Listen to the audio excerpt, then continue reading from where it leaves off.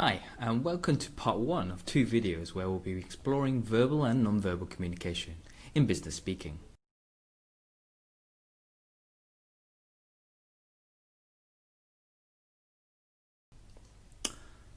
Think of this situation where you see a manager smiling and speaking enthusiastically as she tells her employees they're fired. Situation doesn't seem appropriate. You're probably thinking the manager is quite evil. The way you speak and look is very important, especially in work or business contexts. By the end of this video, you'll be able to identify different methods of verbal communication and utilize appropriate verbal communication strategies for effective business speaking. Business speaking situations can range from face-to-face meetings, interviews, presentations, public speaking, and even phone calls. Here's a list of the most common types of verbal communication. Remember, they enhance the message we're trying to convey, albeit in a positive, negative, or neutral way, intentionally or unintentionally. We must be aware of how we use these. So, how do we do this in the right way? Well, let's look at some of the major features of verbal communication. In previous videos, we covered how language, tone, and style can determine how messages sound and are delivered. But let's focus on how other features can affect your business speaking. Intonation basically describes the rising and the falling of your pitch of our voices. Someone who uses good intonation sounds interested and enthusiastic or motivated. Intonation can be used to express the feeling and emotion in our voices. If you use flat intonation, it can sound uninterested, and this can actually be a barrier to communication. People feel you sound bored or you're boring.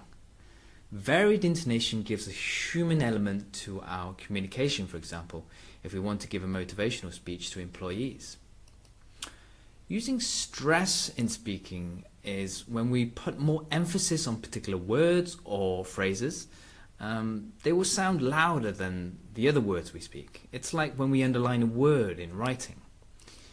Using appropriate stress can highlight key words or phrases we want our audience to remember, such as stressing the key benefits of a marketing proposal.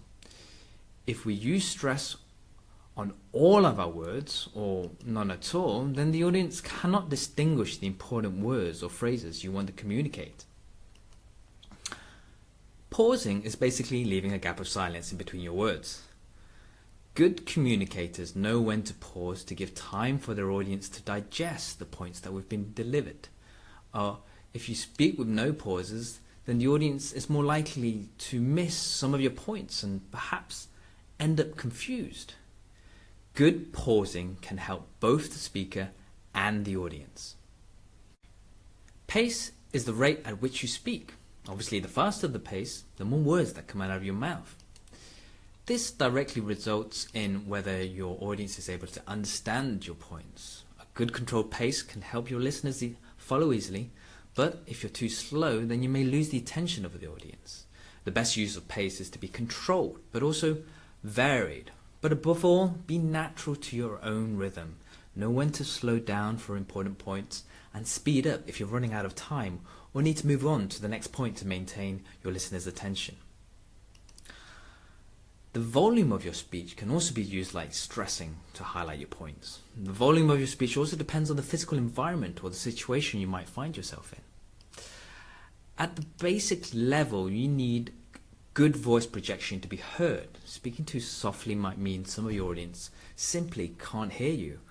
As mentioned just now, physical environment also depends how loud you speak. For example, if in a crowded boardroom or with disgruntled managers, might require you to raise your voice, or in some sensitive situations such as making someone redundant, you might want to limit the volume of your speech.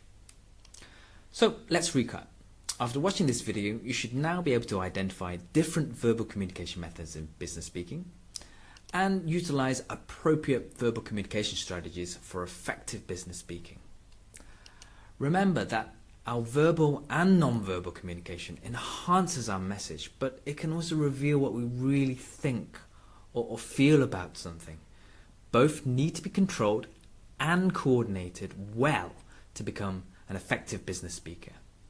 So, thanks for watching, and I will see you in part 2.